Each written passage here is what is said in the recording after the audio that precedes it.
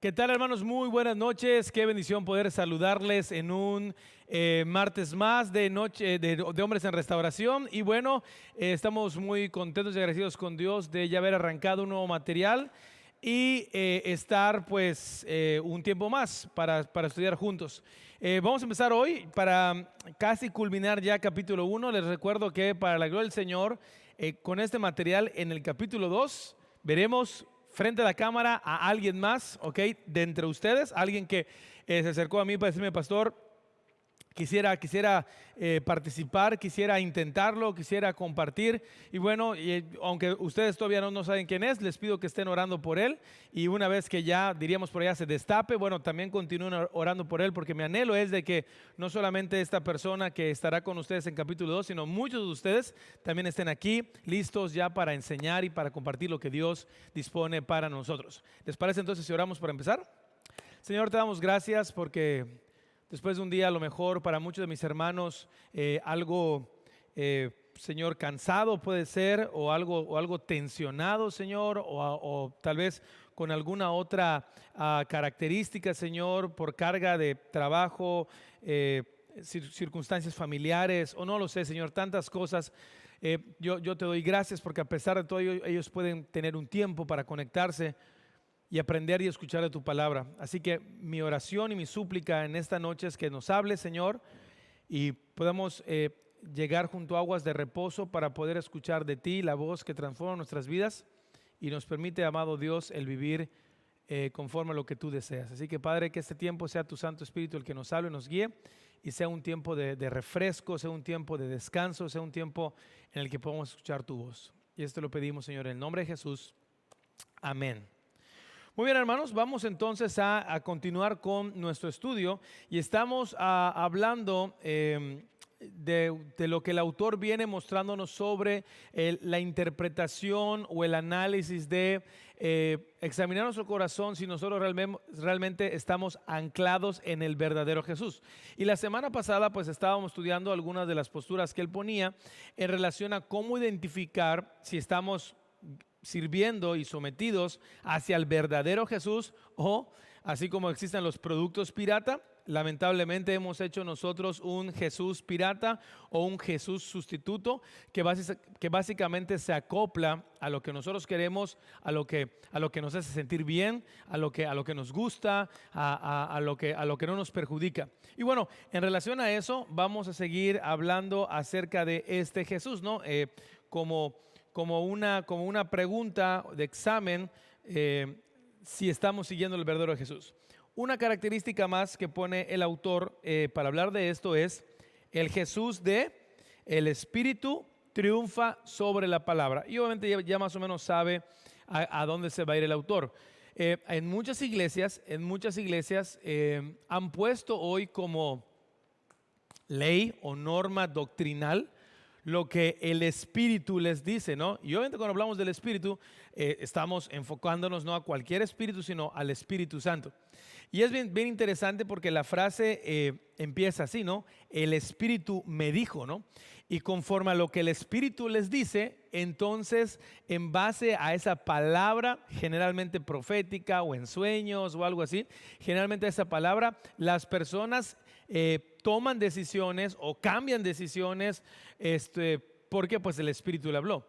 Y hay muchas personas que disfrutan esto y que de hecho prefieren esta experiencia sensorial de estar en alguna forma conectado con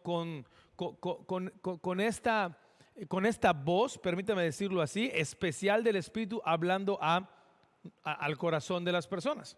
Y bueno, como muchos pastores dicen, incluyendo el pastor Johnny Hahn, dice algo muy importante: el Espíritu Santo nunca va a contradecir a la palabra de Dios. Y obviamente si estamos hablando del Espíritu Santo que nunca va a contradecir la palabra de Dios, el Espíritu Santo nunca va a contradecir lo que Jesús ha enseñado o nos ha enseñado en su palabra.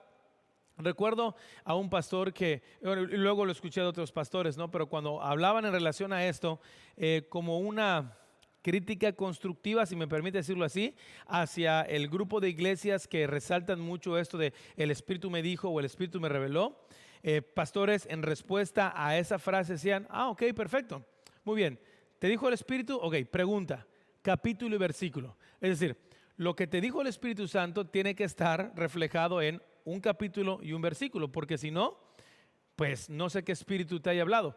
De hecho, otro pastor compartía esto en sus redes en relación a estas experiencias que decía, si tú dices que te habló el Espíritu y el Espíritu te hizo saltar, el Espíritu te hizo llorar, el Espíritu te hizo reírte, el Espíritu te hizo entristecerte, pero el Espíritu no te llevó a arrepentirte y a reconocer que necesitas a Jesús como Salvador, ¿ok?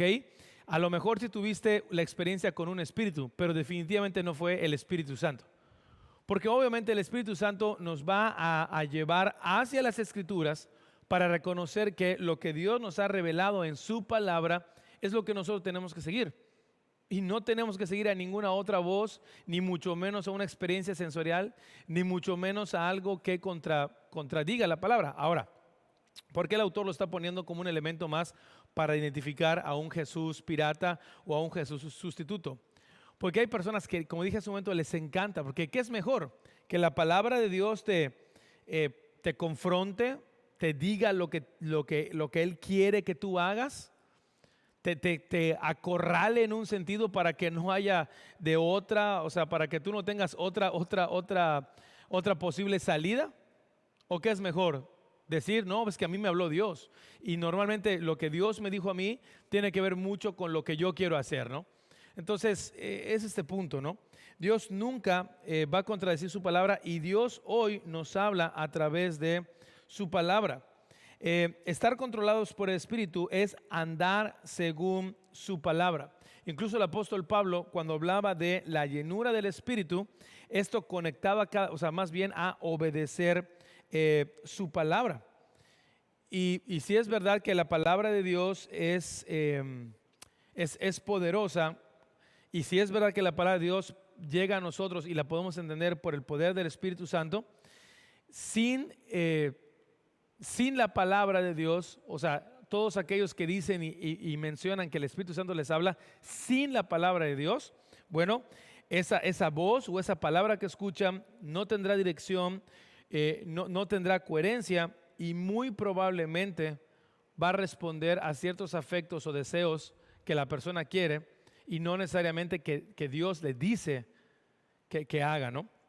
El apóstol Pablo ahí en Efesios 4:5, cuando menciona estar llenos del Espíritu, pues básicamente es una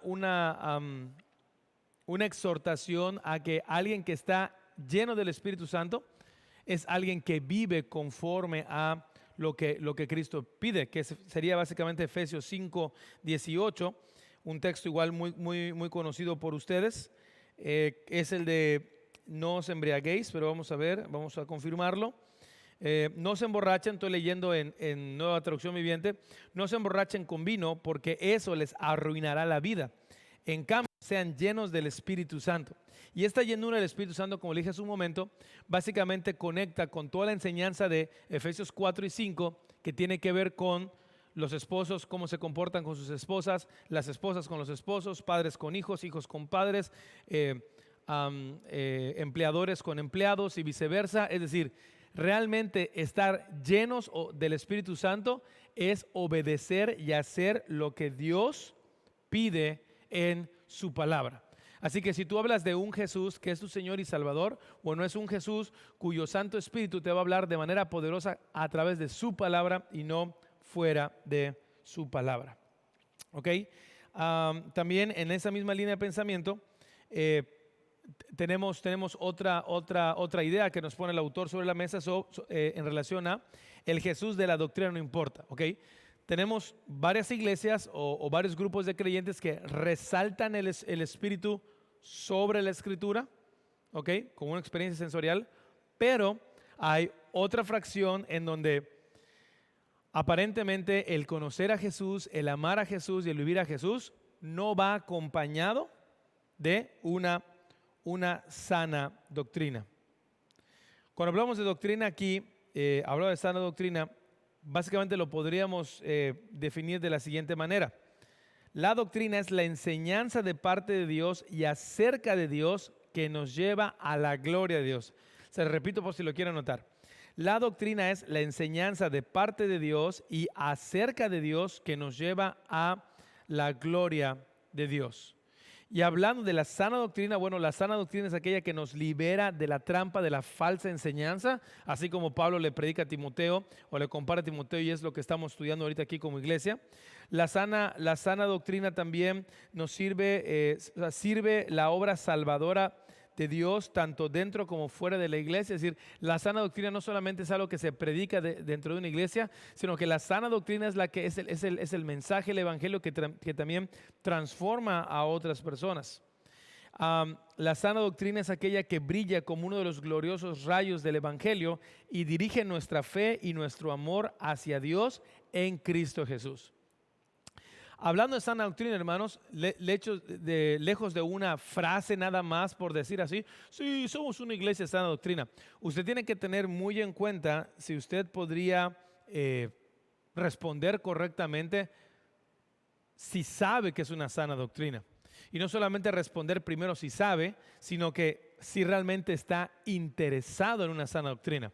Hoy tenemos lamentablemente evidencias de que en muchas iglesias los integrantes de las iglesias de repente están buscando autores, teólogos, que de alguna manera puedan reforzar la línea de pensamiento o idea que ellos tienen en relación a lo que dice la Biblia. Es increíble. O sea, la sana doctrina te lleva a estudiar la Biblia partiendo de la Biblia con toda la teología reformada para no salirnos ni tener como que opciones, sino estar todos enfocados en esa doctrina.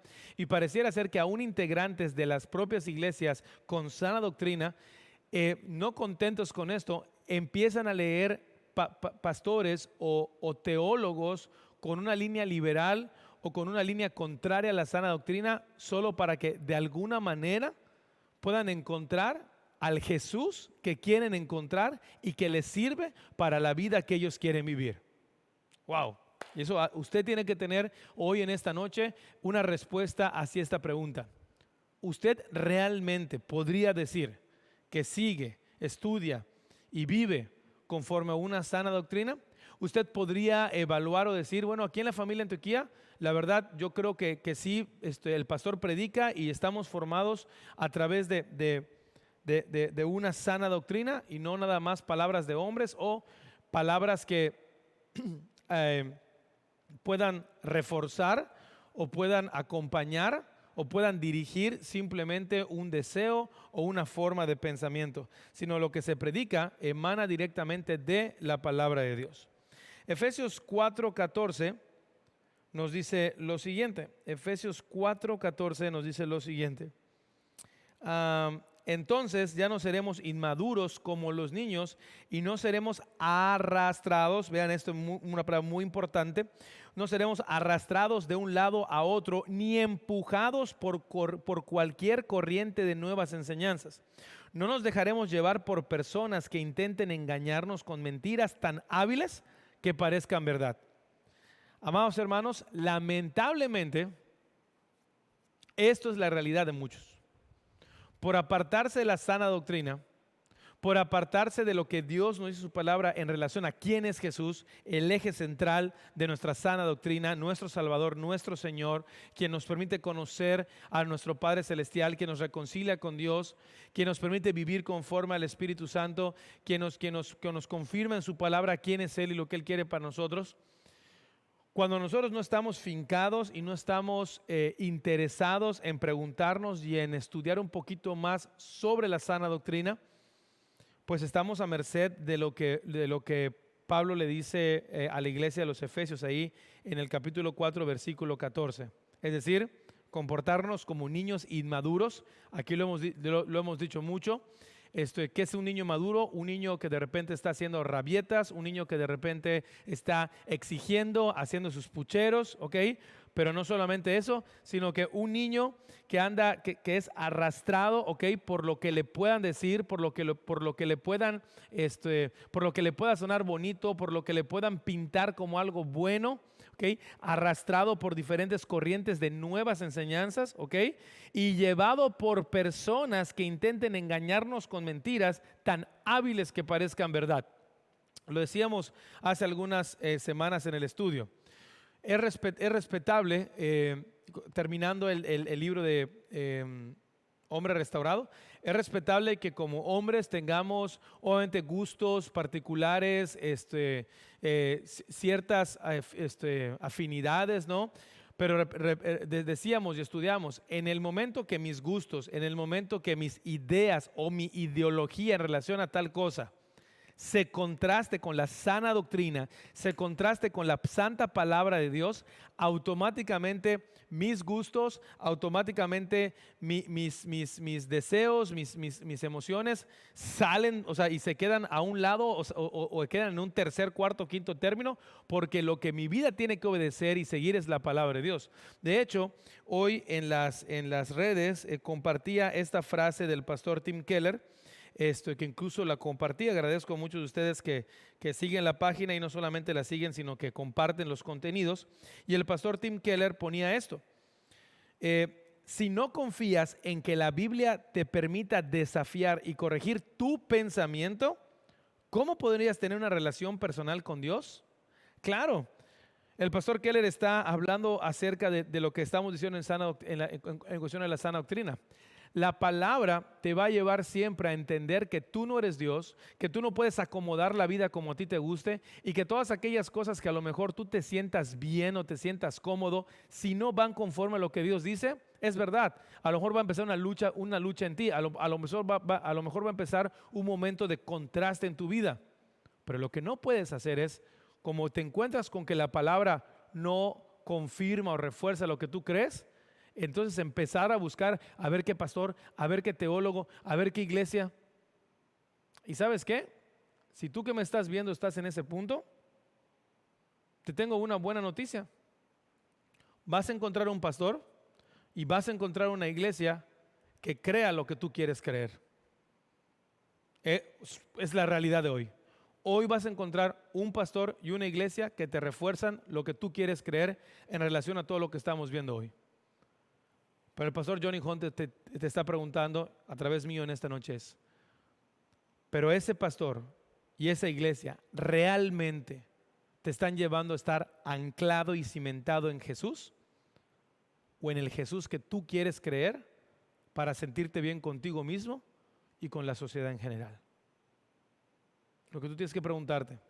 Y mi amado hermano y amigo que nos está viendo hoy, tiene que preguntarse si hoy como varones de Antioquía realmente podemos decir, no solamente estoy de acuerdo con que se predique la sana doctrina, sino que defenderé a capa y espada contra toda corriente de nueva enseñanza, contra todo aquello que parezca bonito pero que no es verdad. Defenderé la palabra y defenderé a aquel que dio su vida en la cruz por mí, porque pagó por mí para que yo pueda tener una vida. Y hermano, a mí me preocupa y me interesa que al menos los varones que conforman, hombres en restauración, los varones que conformamos Antioquía, estamos todos en este aspecto en el mismo canal, en el canal de lo que la palabra de Dios nos dice en relación a todo lo que estamos viviendo hoy en este bombardeo ideológico donde le tratan de llamar a lo malo bueno y a lo bueno malo, tratando de buscar justificaciones, y lo digo con respeto, pero es la verdad, tan tontas como para probar muerte bajo alguna circunstancia, para probar modificaciones en la manera de ver el matrimonio, para aprobar o aceptar hasta cierto punto de alguna manera bíblicamente hablando, o sea, tratar de modificar, de que bíblicamente hablando aceptamos que un hombre pueda redefinirse a como quiera. Me interesa que ustedes, porque de ustedes Dios va a seguir levantando líderes para esta iglesia como oficiales, como líderes de grupos o de ministerios, como hemos estudiado el domingo pasado. Y es muy importante que todos estemos preguntándonos y poniendo nuestro corazón sobre la palabra, si aquello que pensamos, aquello que deseamos y aquello que sentimos está bien filtrado en relación a lo que Dios dice y no nada más es un capricho como niños inmaduros que queremos vivir, queremos aceptar y que lo buscaremos y haremos a cualquier costo. Es muy importante que podamos preguntarnos eso. Perdón, me salté un texto del slide anterior. Era Juan 1:14. Vamos rápidamente a Juan 1:14. Dice la palabra de nuestro Dios, Juan 1:14. Entonces la palabra se hizo hombre y vino a vivir entre nosotros y estaba lleno de amor inagotable y fidelidad. Y hemos visto su gloria, la gloria del único Hijo del Padre.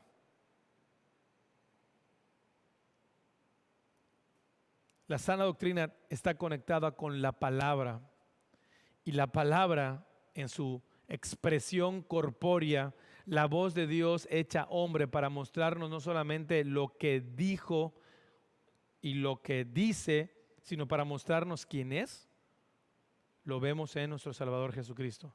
Y nuestro Salvador Jesucristo jamás va a contraponer la palabra que Dios ha hablado en toda su palabra revelada para nuestras vidas. Así que por eso el autor está diciendo, el Jesús de la doctrina que no importa, es lo que muchos dicen.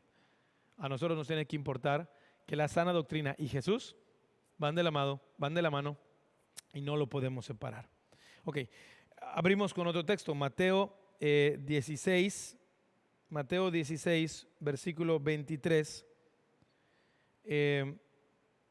para hablar de otro elemento importante en relación a la doctrina no importa, en donde están hablando o están tratando de poner a un Jesús, y esto lo hemos dicho ya a través de diferentes estudios y sermones, están tratando de poner a un Jesús en el que este Jesús solamente nos apapache, este Jesús solamente nos consuele, este Jesús solamente nos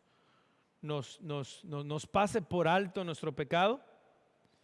Y en ese sentido tenemos que pues estar muy conscientes de que no es así, ¿no? Mateo 16:23 registra este momento en el que Jesús está hablando con Pedro y le dice, Jesús se dirigió a Pedro y le dijo, aléjate de mí, Satanás. Representas una trampa peligrosa para mí. Ves las cosas solamente desde el punto de vista humano, no desde el punto de vista de Dios. Y esto tiene que ver porque el Jesús de la doctrina no importa, es un Jesús que resaltan como solo gracia, solo gracia, solo gracia. Acepto, o sea, vengan, en este saco caben todos, en estos brazos caben todos. Y hemos dicho una y otra vez que esa frase o esa afirmación es solo una parte del Evangelio, porque efectivamente Jesús en su gracia y por su infinito amor dio su vida en la cruz por los pecadores. Y no hay nadie en esta tierra que quede fuera de esa etiqueta. Por cuanto todos pecaron y están destituidos de la gloria de Dios. No hay bueno ni uno solo. Amén.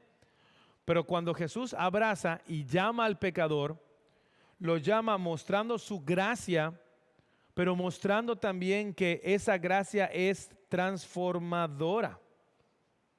Esa gracia es la gracia que nos lleva a ver a un Jesús que nos hace cada vez más como es Él. En esta frase o en este momento en el que Jesús está hablando con Pedro, básicamente Jesús más adelante en los versículos anteriores está hablando acerca de su relación con los discípulos, pero cuando Pedro interviene para decirle no vayas o no acudas a ese llamado, Jesús reprende a Pedro diciendo, aléjate de mí, Satanás, representas una trampa peligrosa para mí. Una de las cosas que hace Jesús en nuestra vida, hermanos, es corregirnos de aquello que nos pone en peligro para desobedecer a Dios en relación a su palabra. Jesús nunca va a ser alguien que solape el pecado. Jesús nunca va a ser alguien que en un sentido puede decir, bueno, tranquila, total, ¿qué es una? No, una no es ninguna, no. Jesús siempre en su obra de gracia nos va a llevar a verlo a Él como aquel que en Él y por Él podemos seguir adelante y vivir conforme a lo que Dios nos pide. Y fuera de Él no podemos hacer nada. En el texto, en el famoso texto de Romanos 8:28, donde dice, todas las cosas nos ayudan a bien, de manera muy interesante, este bien se refiere a cada vez ser más como Jesús. Es decir, Jesús está lleno de gracia y lleno de verdad, pero esta gracia y verdad se van a complementar siempre para mostrarnos a un Jesús que va a buscar que aquello que éramos, ¿no? En 2 Corintios 5:17, que a ello que éramos sin Él, no seamos más, sino a partir de que lo conocemos, empecemos a vivir como Él es. El autor decía lo siguiente, Jesús está lleno de gracia y quiere decir que Él siempre hará por nosotros lo que sea necesario para acercarnos a su semejanza. Así que sí, van a haber muchísimas circunstancias que en un sentido no van a ser del todo, pues vamos a llamarlo así, del todo placenteras, del todo agradables, pero cada una de esas circunstancias está siendo usada por nuestro Salvador precisamente para mostrarnos más que no debemos ser como nosotros queremos, sino más como Él quiere que sea, o en otras palabras, ser cada día más como Él es. Jesús es un amigo fiel. Y sí, hablando de amistad y hablando a Jesús como amigo, que es otro elemento que ponen como el Jesús de la doctrina no importa, quieren ver a este Jesús, ¿no? Que lejos de ser mi amigo, básicamente es mi alcahuete, ¿no? Es decir, me deja hacer lo que yo quiera. Pero en la definición de Proverbios 27:6, podemos ver que la palabra de Dios nos va a llevar a lo siguiente. Proverbios 27:6. Dice, las heridas de un amigo sincero son mejores que muchos besos de un enemigo. Y yo sé que muchos ahí, ¿cómo que besos, pastor? No, o sea, lo que está tratando de decir es mejor el amigo que te va a decir las cosas que a lo mejor no te van a gustar, el amigo que te va a incomodar, el amigo que no va a seguir tus fechorías, pero ese amigo te está mostrando que es más amigo porque te ama y no quiere que tus decisiones te lleven a un lugar que va a ser de destrucción para ti. El enemigo dice, a lo mejor parafraseando Proverbios, el enemigo va a ser esa persona que te va a decir, sí, no, venga, hazlo. Sí, no creo que pase esto. O sea, adelante. O sea, es decir, alguien que a lo mejor va a fomentar tu pecado, alguien que va a fomentar lo que tú quieres hacer, alguien que no te va a poner freno, alguien que simplemente se va a hacer como que a la vista gorda. Dice, ojo, porque ese que parece amigo, que es enemigo, a lo mejor va a sonar muy dulce a los oídos, pero a fin de cuentas te está llevando a la destrucción. En relación a Jesús como amigo, Jesús es el amigo que usted y yo necesitamos tener. Es el amigo más fiel, no vamos a encontrar otro. Pero cuando nosotros nos acercamos a Jesús, tratando de que Él solape aquello que queremos hacer, que va en contra de Él, se va a encontrar a Jesús que le habló a Pedro, diciéndole, aléjate de mí, Satanás, o aléjate de Satanás, o arrepiéntete, pecador, porque lo que tú quieres hacer va en contra de lo que yo quiero para ti. Jamás se me va a olvidar un momento ahí en el trabajo en donde uno de los compañeros de trabajo, a quien Dios permitió que existiera mucha apertura, me llamó en una ocasión y con lágrimas en los ojos, hermanos, con lágrimas en los ojos, tirado en el piso, Claro, también era muy emocional, ¿no? Porque no tenía ni una gota de alcohol, pero con lágrimas en los ojos y tirado en el piso, me decía, Marcial, ¿realmente es malo que yo ame a una mujer? Dentro de mí, no, al contrario, en tiempos como hoy es una bendición, ¿no? Nada, no es cierto, pero sí, porque ya sabe cómo está la cosa, ¿no?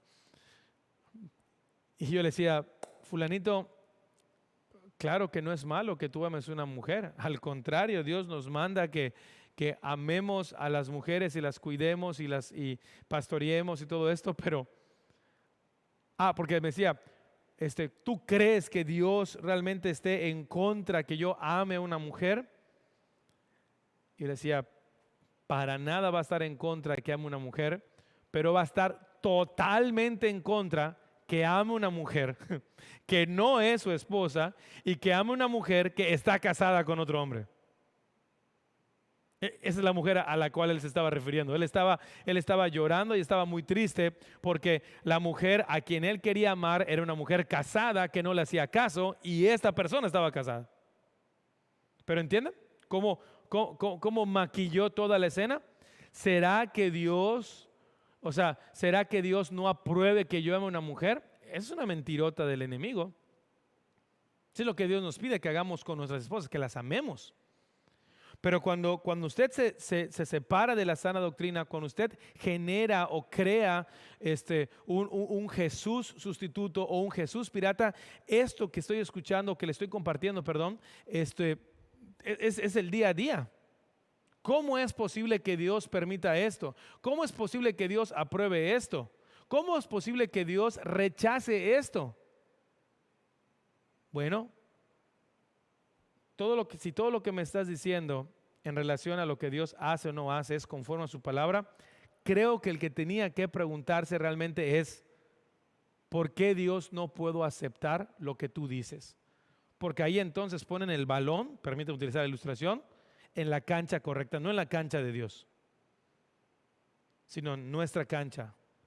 Porque muy probablemente estamos partiendo de nuestro pecado para tratar de forzar a que Dios apruebe algo que nosotros queremos, deseamos, anhelamos y que pueden ser afectos genuinamente experimentados, pero el que los sintamos no significa que estén aprobados por Dios.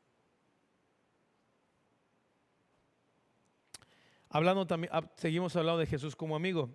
Todos necesitamos este amigo fiel y el autor Johnny Hunt ponía estas 3 características de Jesús increíbles. Si las quiere anotar, aquí están en pantalla. Dice, Jesús nos ama, pero se niega a adularnos. Jesús nos ama como somos, pero nos ama demasiado para dejarnos como somos. Eso anótelo muy bien, porque estamos en una sociedad en donde solo se queda con la primera parte. Jesús nos ama como somos. Y han hecho toda una teología y han hecho toda una cuestión para tratar de afirmar esa frase. Pero nosotros vemos el panorama completo. Tanto Jesús nos ama como somos, pero la segunda parte es también de igual importante. Pero nos ama tanto o demasiado para dejarnos como somos. Y eso es no solapar pecado. Y la otra característica es Jesús nos dice la verdad, aunque duela, a fin de ayudarnos. Todos necesitamos un amigo. Jesús es el mejor amigo que podemos tener. Y sí, Jesús está y estará siempre lleno de gracia. La gracia jamás se apartará del nombre santo y precioso de Jesús. Pero eso no significa que siempre aparezca agradable cuando nos está bendiciendo con esa gracia. O sea, la gracia que Jesús nos presenta es una gracia que siempre nos va a contrastar con el pecado. Y esto nos lleva al último elemento de esta noche que vamos a estudiar en relación a Jesús, con el Jesús de no importa cómo actúes. Está conectado. No importa cómo actúes. Jesús te ama. Jesús no te va a castigar. O sea, ¿a quién les recuerda? Perdón, ¿quién dijo? Si comen, ¿qué? ¿Morirán? No, hombre, Dios no es así. Dios es bonachón. Dios pasa por alto la ofensa. Dios perdona. Tranquilos. No, relájense. Ustedes vivan, disfruten, hagan lo que quieran. Total, Dios perdona en Cristo. Ojo. También hoy, dentro de las frases que compartimos, siempre estoy tratando, hermanos, de estar buscando contenidos, ya sea propios o de otros pastores, con los cuales yo pueda estar nutriendo también a través de las redes información importante. Y hoy el pastor Paul Tripp decía lo siguiente: la gracia que expone tu pecado, vea cómo él empieza al revés. La gracia que expone tu pecado es la misma gracia que te ofrece perdón. Pero lo primero que hace la gracia de Cristo no es apapacharte. Lo primero que hace la gracia de Cristo no es adularte.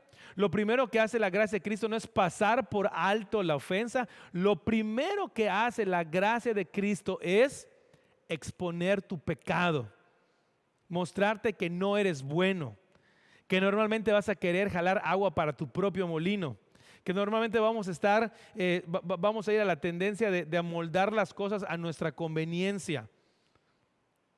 Y la gracia, cuando se presenta ante nosotros el evangelio puro, lo primero que va a hacer esa gracia es mostrarnos, o voy a ser muy peyorativo, ¿no? Mostrarnos que sin Jesús somos podrida llaga, una porquería, que somos terribles y que necesitamos de aquel que nos transforme, que nos perdone, que nos limpie y que sin merecerlo nos permita vivir una nueva vida que solo Él puede dar. Ahí sí, me gusta mucho como dice el pastor Tripp. La gracia que expone tu pecado no te deja ahí diciendo eres una porquería, no. La gracia que expone tu pecado te dice sí, eres un pecador que merece la muerte, pero Jesús murió por ti para que tú no recibas esa muerte, sino tengas vida y vida eterna. Así que este Jesús de no importa cómo actúes, ojo, porque es otro Jesús pirata. Jesús siempre nos va a convencer de lo malo.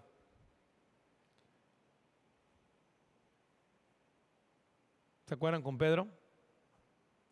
Cuando Jesús confronta a Pedro, aléjate de mí, Satanás. ¿Se escuchó bonito? No, no se escuchó bonito. Pero incluso estaba mostrando esa gracia con Pedro de decir, si yo no hago lo que mi Padre me dice, uno de los que va a sufrir las consecuencias eres tú, Pedro. Jesús mostró gracia, sí mostró gracia, pero dice el pastor Hunt, tener gracia no necesariamente significa ser agradable. Uy, qué bueno, tu super frase. Tener gracia no significa, tener o mostrar gracia no necesariamente significa ser agradable. Y esta siguiente frase yo la he dicho mucho en algunos sermones. Esto tal vez la habré escuchado de algún lado, no sé si es mía. Siempre bromeo con los chicos de que según yo inventé una frase o Dios puso ahí un chispazo o me la topo después en algún libro ya publicado o otro pastor ya de renombre la dice y automáticamente la frase se diluyó en el agua. Así que no importa quién la diga, lo importante es que sea de bendición para usted. La palabra de Dios no solo nos conforta, otra vez, nos anima, nos fortalece, nos edifica, sino también nos confronta. Otros pastores lo dicen de la siguiente manera: la palabra de Dios no solamente nos informa, sí, pues mira, esto es lo que Dios dice, pues tienes que tener cuidado, ¿no? O sea, la palabra de Dios no solamente nos informa como una descripción, sino la palabra de Dios nos transforma. Por eso alguien que dice conocer a Jesús y alguien que dice vivir conforme a su palabra, podemos ver una lucha en él, podemos ver una lucha en vivir de manera diferente a como vivía antes, pero lo ilógico o lo que no debemos de ver es a alguien que siga viviendo igual como si no hubiera conocido a Jesús. Porque la palabra no solamente nos informa, sino nos transforma. Entonces ahí con el efectazo, ¿no? No solamente nos confronta, sino también pero no solamente nos conforta, sino también nos confronta. Solo cuando reconocemos, o solo cuando reconocemos nuestro pecado, o solo cuando reconozca su pecado, entonces entenderá la gracia. Jesús vino a salvarnos y por ende a transformarnos. Cuando usted habla de conocer a Jesús como su Salvador, lo que se espera en el día a día, lo que se espera en la vida cotidiana, es ver cómo este Jesús que lo salvó, lo está transformando cada día. ¿Transformando en quién? En Él. En Cristo nosotros estamos siendo capacitados por su Santo Espíritu y tenemos un estándar, una medida del varón perfecto que es Él para vivir cada día. Así que algo que podemos estar trabajando hoy, ahorita en preguntas y respuestas, es ¿por qué creen que es tan, por qué creen, aunque son preguntas fáciles, ¿no? Pero ¿por qué creen que es más fácil abrazar de lo que vimos hoy, tal vez a un Jesús que no se amolda tanto a la sana doctrina?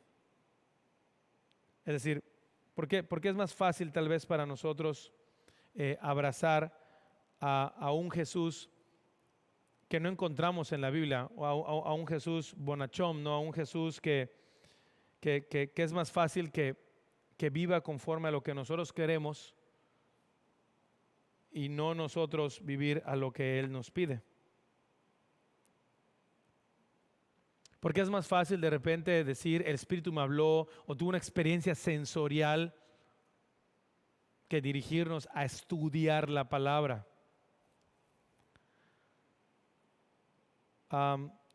Porque es más fácil ver a Jesús o tratar de identificar a Jesús como un amigo, como dice la canción, yo tengo un amigo que me ama, ¿no? Y no cantar, yo tengo un amigo que me confronta, yo tengo un amigo que me dice las cosas como son, yo tengo un amigo que no pasa por alto mis fechorías. Ahora, lo interesante de esto, hermanos, es de que, claro, yo sé que la respuesta es sencilla y te la vamos a platicar, pero lo interesante aquí es, o tal vez otra pregunta, en nuestra vida como cristianos, normalmente ¿a qué Jesús reflejamos más? Al Jesús bonachón, es decir, cuando están nuestros cuates, cuando estamos entre un grupo de hermanos, platicando, hablando, cotorreando, como dicen por allá, mostramos a un Jesús que realmente busca la santidad, que busca el que vivamos conforme a Dios. O mostramos un Jesús que también, o sea, no lo tocó aquí el pastor, pero también habla de este Jesús al otro extremo, un Jesús fariseo, ¿no? ¿A qué Jesús mostramos nosotros? Porque esto siempre lo va a escuchar de mí. A lo mejor a muchos de nosotros nos identifican como buenos cristianos, como denominación, pero no nos ven como cristianos porque reflejamos a Jesús. Hace 2 semanas me invitaron a participar en una clase muy sencilla ahí con unos chicos de una iglesia. Y al final tuvimos también una sección de preguntas y respuestas. Y una de las chicas decía, pastor, ¿cómo puedo compartir? ¿Cuál es la mejor manera de compartir a Jesús o de Jesús a otras personas? Porque puedo ser muy directa o lo hago así como que más estratégico. Y yo me acuerdo que le dije, la mejor manera de compartir a Jesús es mostrar a Jesús.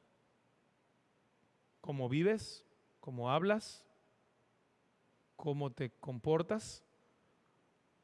Porque nuestra tendencia del Jesús que mostramos, hermanos, y que a lo mejor en nuestra formación como creyentes nos instruyeron, es de que el Jesús a quien nosotros predicamos es un Jesús que a nosotros nos hace diferentes de las demás personas. O sea, es decir, las demás personas sin Cristo son chusma. Entonces nosotros somos como que diferentes y vemos así sobre el hombro a las personas, ¿no? ¿Cómo es posible que hable así? ¿Cómo es posible que se comporte asado? ¿Cómo es posible que...? Entonces, Mostrar a Jesús para nosotros es mostrarnos totalmente distantes y mostrarnos incluso como superiores o más santos que las personas. Y mostrar al Jesús que estamos viendo aquí es mostrar a un Jesús que primeramente nos ha perdonado y nos ha mostrado que nuestra condición primaria no es ser santos. Hoy estamos en santificación por el santo que es Él, pero nuestra condición primaria es que somos pecadores. No somos buenos, ni a uno, ni a un poquito. Y reflejar a Jesús es mostrar que las cosas que hacemos, que las cosas que vivimos, que las cosas que decimos, que lo que hoy las demás personas están viendo en nosotros no es por nosotros, es por aquel que vive en nosotros.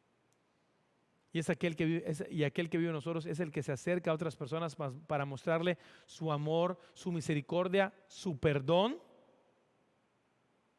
que los lleva a reconocer que lo necesitan, porque sin Él están viviendo en pecado y en una dirección que traerá muerte a sus vidas. Pero nosotros no somos los jueces, nosotros somos los embajadores que llevan el mensaje de reconciliación. ¿A quién muestra usted? ¿A Jesús? ¿O a una denominación que habla de Jesús? Todo esto y más en preguntas y respuestas. Esto es, hermanos, Hombres en Restauración, en Anclados en Jesús. Nos vemos en un momentito más, primero Dios.